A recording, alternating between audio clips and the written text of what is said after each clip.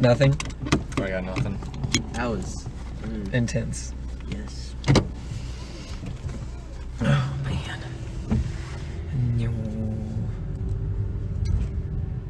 I think it's very interesting seeing the same actor portray two very Christian characters In Japan.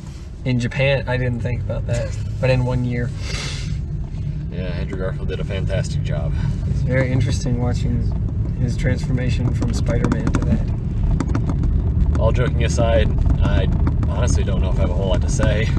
That movie was one of a kind, and I don't handle military movies well. I can imagine. Yeah, no, so that's a bit much for me.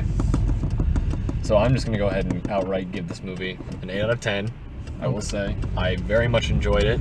It resonated with me, though I will say it is far from perfect.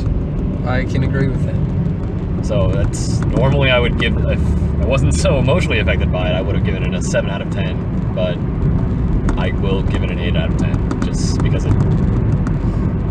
See, I was going to give it the exact same score that you gave it. So I think it's a solid 8 out of 10 works. I think I'm also going to give it an 8 out of 10. That was incredible, honestly. I know you were covering your mouth for most of it, Casey. Well, no, that's just naturally, like... Oh, okay. I thought that was rubbing out of shock. No, I mean, some of it was shock, some of it was just me being bored, rubbing myself. Not bored, but like... Yes, something to do. naturally. Kind of like how I twist my hair. Yes, but yeah. Quentin's chagrin. That's why I put Casey between us now. Yeah, that's a very smart move. Yeah.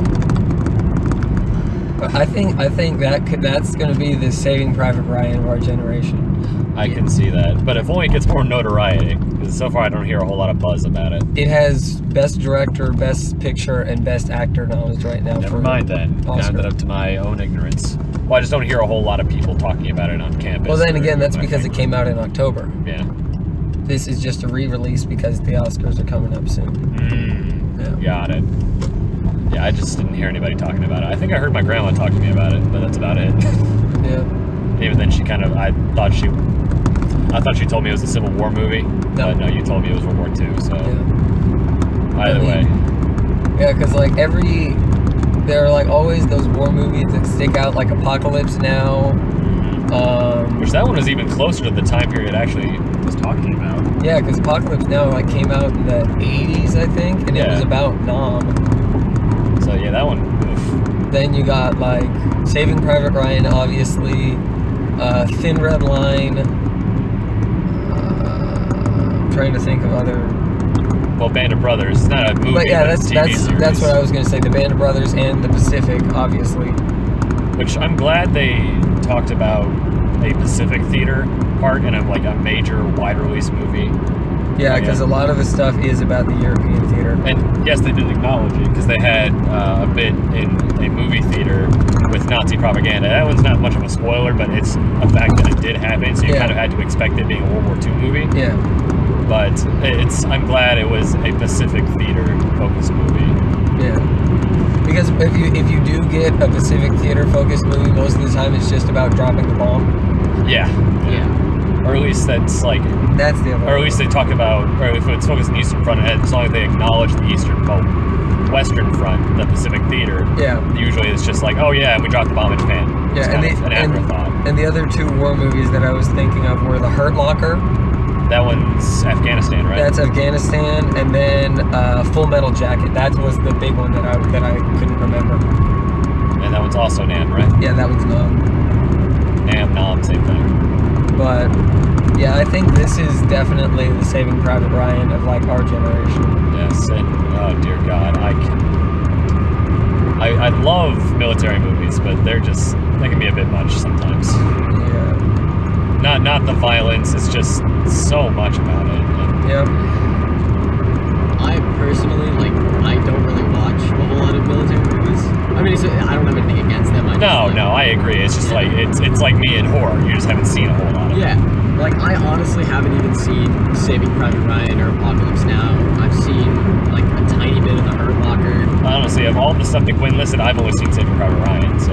Yeah, see, I've seen Full Metal Jacket and The Hurt Locker. I haven't seen a Thin Red Line or Apocalypse Now, and with Saving Private Ryan, I saw it, it was a really long time ago. I was like 8 years old. First of all, I should not have been shown that movie. Especially Second of all, I can't remember it, so maybe I blocked it out. That's kind of like you and The Thing.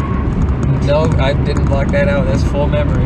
Okay, But yeah, Saving Private Ryan is by and far one of my favorite films of all time. yeah, that's because I think Saving Private Ryan is like classified as the war movie. Oh yeah, because it completely changed the perception of war movies, Yeah. at least of World War II. Yeah. Because throughout the entire movie, I was thinking, this definitely doesn't. Because I thought it harkened back a little bit to the old school World War II movies, where it's just a group of military heroes having swashbuckling adventures and Like talking the Bridge about on the camaraderie. River Kwai. Yeah, pretty much. Where it's just like, yeah, nothing really bad happened. Well, obviously, bad stuff happened in this movie. Yeah. Everybody, well, no spoilers, but it's a fucking war movie, Yeah. a modern war movie.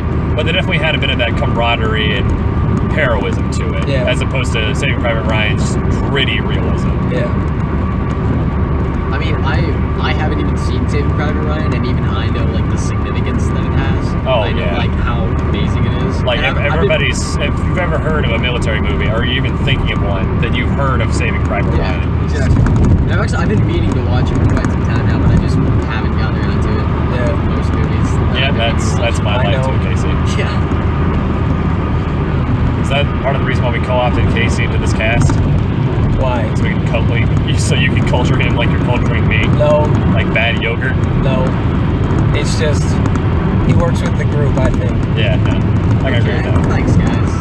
There it is. Word up. I would fist bump you, but I need to have both hands on the wheel at all times. Yeah, I understand. It's all good. JK, I'm going to fucking crash this car right now. But man, No. so I gotta ask you this, Brett, or ask this of you, Brett, because I can't ask Casey because he didn't see Silence.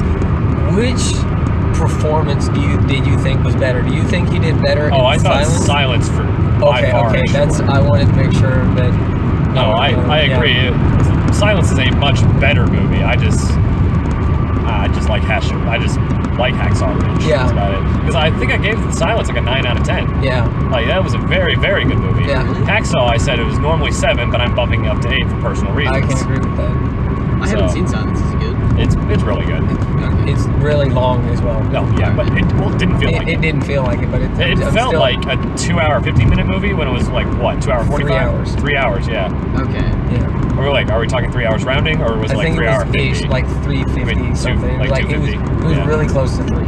Yeah, so like I knew it was like 245 or 250 Yeah. or something. Okay. But it felt like a 2 hour, 15-minute movie. Like, yeah, you could tell it was a long movie, but it definitely didn't feel overly long.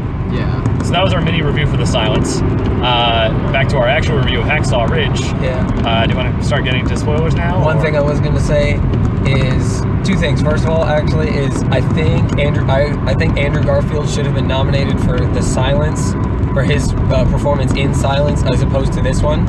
Yeah, I can I agree will with say that. that. But the only reason that didn't happen is because Silence is in for the Oscars this year, but it's only nominated for cinematography. And that's because since it came out so late, a lot of the people in the Academy didn't get to see it, all that kind of stuff. Because it came out like the first week in January. Yeah. Yeah, so it didn't exactly have a lot of time to get those nominations. To build up clout. Yes. But I will say this, I like the movie a lot, the Hacksaw Ridge, but the marketing campaign that they did for this is kind of messed up. So it's directed by Mel Gibson. Yes. And he's a crazy racist man. Yeah, I saw that at the very end. It said directed by Mel Gibson. Yeah. I was like, really? That's the Well, thing. I got the Christian theming from that, but other than that, I didn't really. That's not what I was talking about. What I was talking about is the fact that when they were marketing the movie, they didn't say directed by Mel Gibson. They said directed by the same director of Apocalypto. Yeah. Because if they put his name on it, it's not going to make as much money because a lot of people see it and they're like, oh, he's the crazy racist guy from a couple years back. And honestly, it didn't show through. Well, at least not the racism. Well, I mean, that's the case with all of his movies. Braveheart, Last Temptation of Christ, kind of debatable. Well, yeah, but it's kind of hard.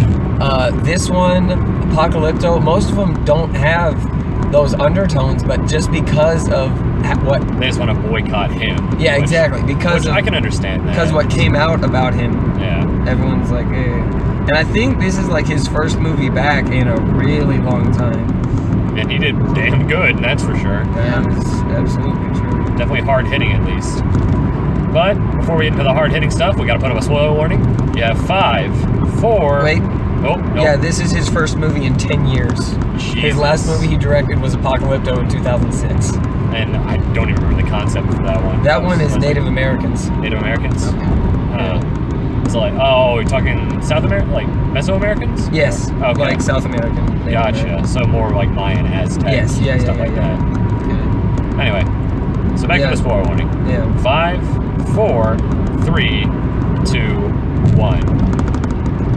Where do I even begin? I know where I'm going to begin. That first combat sequence Jesus was Christ. one of the most intense things I've ever seen on film. There was so much like build up to it. Like as they were walking onto the field, I know. they were stepping over the bodies. I know. And then like I knew like it was gonna be like Something was gonna happen. Yeah, like something was gonna happen. Like it was just like the snap of a twig, or in this case, the screaming of a guy who wasn't dead. Yeah. Well, I mean, I thought that was a pretty good visual metaphor where the battle is always about the screaming dead. Yeah. That's the whole point of the movie.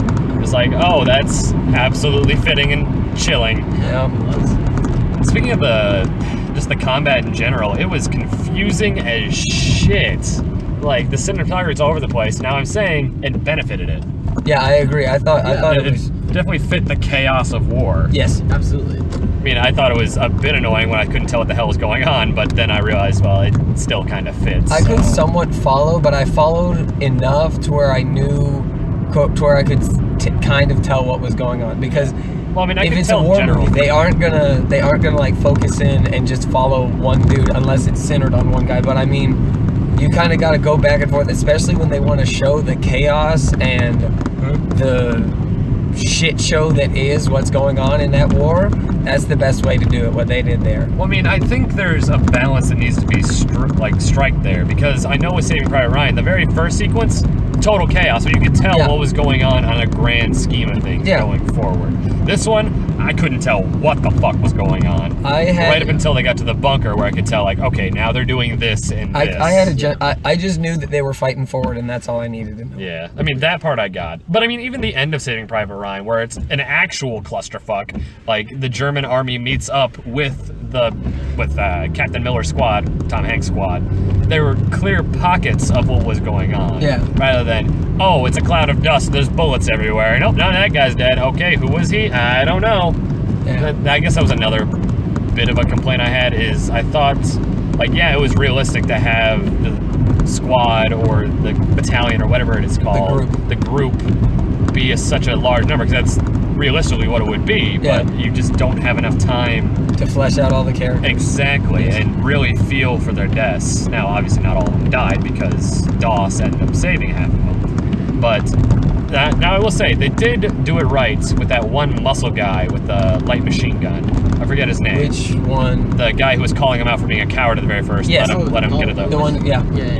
Vince Vaughn, right? No, not him. The one who took his Bible at the beginning. And said you can get one free punch. Yeah. Now, I will say, they did a fantastic job of his character. I don't remember his name, but at least he was a very good character. And the fact that they had him and Doss kind of stay together in that pit, that was a good moment. Yes, it was. That was actually one of my favorite parts of the film, if I really think about it. Yeah.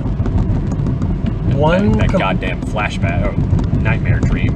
One complaint I do have about the movie is I think they could have shortened that whole sequence of him at home at the beginning.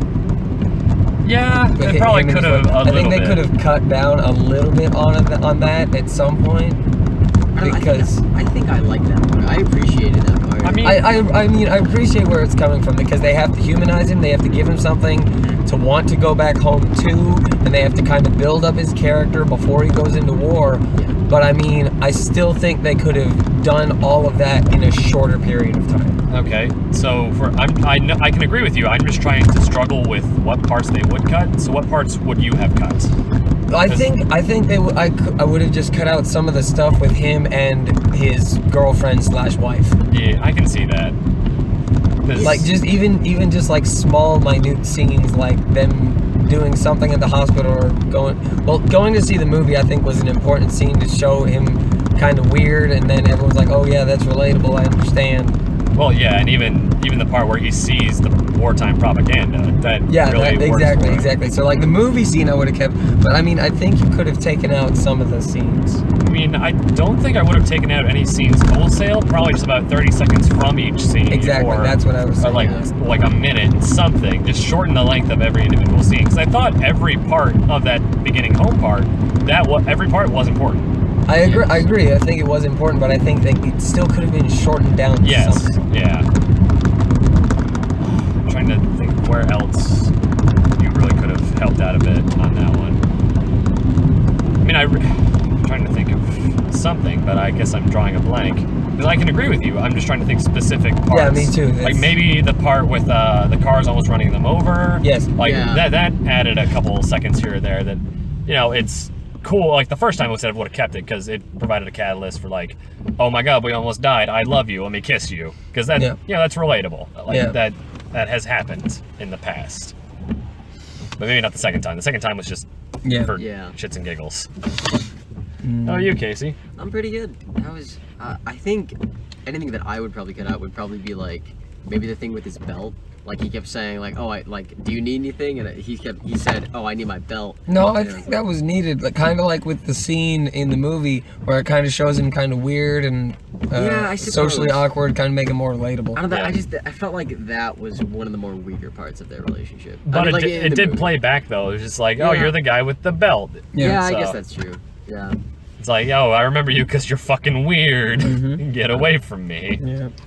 And that's just 50s relationships for you. Yeah. I don't know, I definitely loved the scenes that he had with his wife/girlfriend. I think they were very nice and cute and humanizing. Yeah.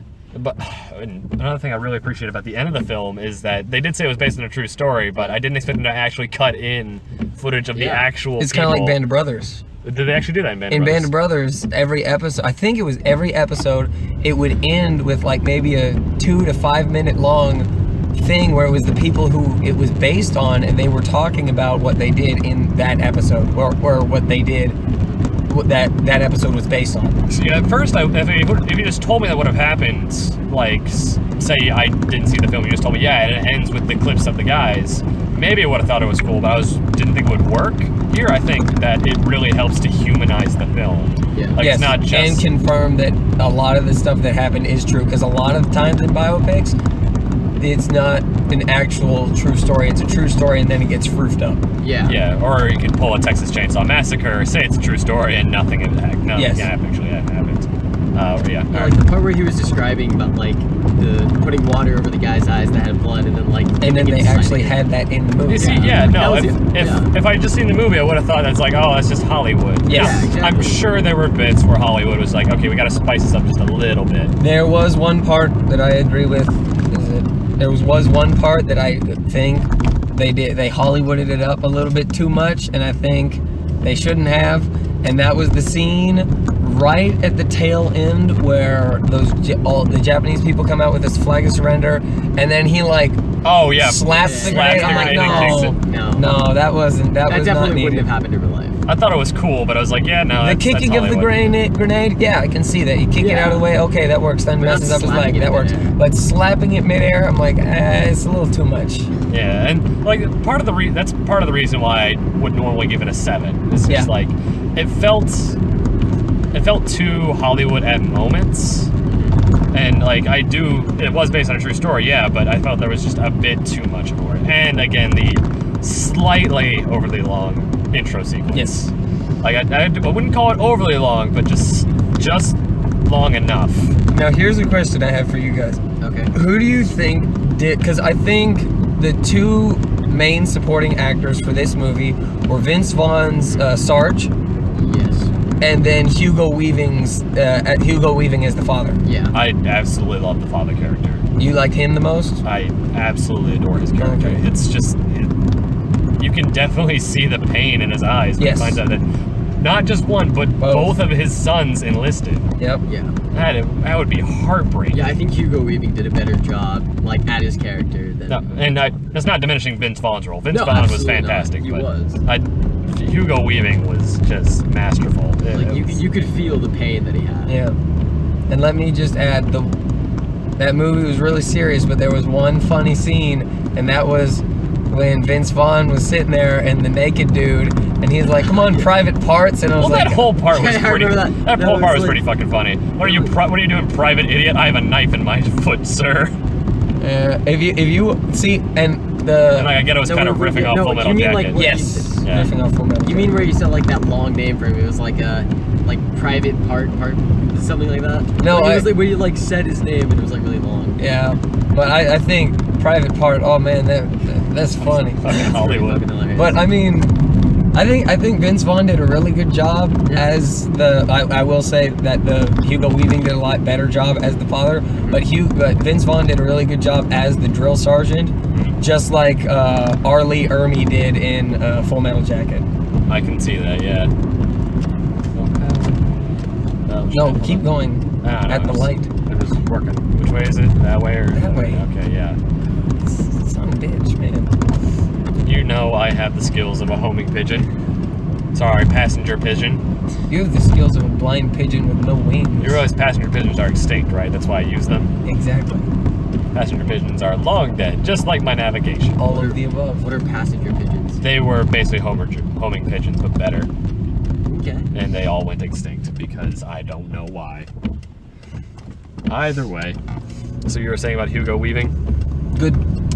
Did good. Yeah.